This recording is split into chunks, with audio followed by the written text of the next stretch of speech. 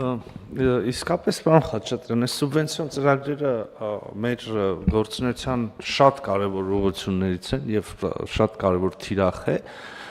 հատկապես այն ծավալով եւ այն չափով, որ մեր կառավարությունն է անում վարչապետի հանձնարարությամբ, այդ ենթակառուցվածքներին ուղղող գումարները միանշանակ արդարացված են, ճանապարհ, գազ, ջուր, լուսավորություն, չգիտեմ, այլ բաներ, բայց ես անկեղծ ասած ոչ մի կերպ չեմ կարողանում հասկանալ, մենք ինչի ենք փող տալիս հանդիսությունների սրահին։ Էլ չենք տալիս։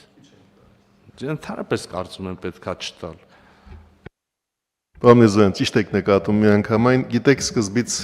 դուք երկու կարևոր հանգամանք միանգամից նշում եք։ Առաջինը ես ուզում եմ հիշեցնել, որ այս տարիների ընթացքում տարեկան մեր բյուջետային ֆինանսավորումը, սուբվենցիոն ծրագրերի կամ համաֆինանսավորումը 4 միլիարդից հասել է մինչև 30 միլիարդի, գրեթե տասնապատկվել է։ 30 միլիարդ համաֆինանսավորումը նշանակում է, որ այդ ծրագրերի ծավալը տարեկան, հաշվի առնելով նաև համայնքային համաֆինանսավորումը, 50 միլիարդ դրամը գերազանցում է։ Եվ սա այն կետն է, որը մեզ թույլ է տալիս արդեն նաև, որովհետև սկզբից նախաձեռնողականությունը խրախուսելու կարիք կար։ Սկզբից անհրաժեշտ էր, որ համայնքները բերեն իրենց կարծիքով ամենաառաջնահերթ հարցերը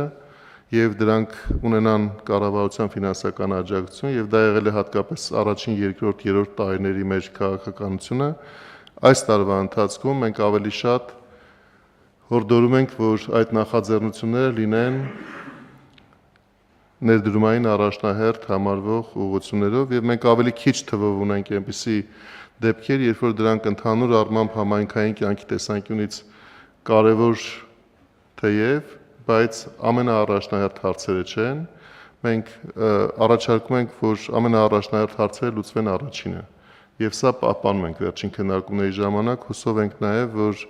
իհարկե չբացառելով եւ ամենևին չհերքելով, որ մյուս հարցերը նույնպես կարևոր են, բայց եթե այդ հարցերը այդ կարևորություն ունեն, համայնքները պետք է կարողանան իրենց միջոցները գտնեն նման բնույթի խնդիրները ինքնուրույնաբար լուծելու համար։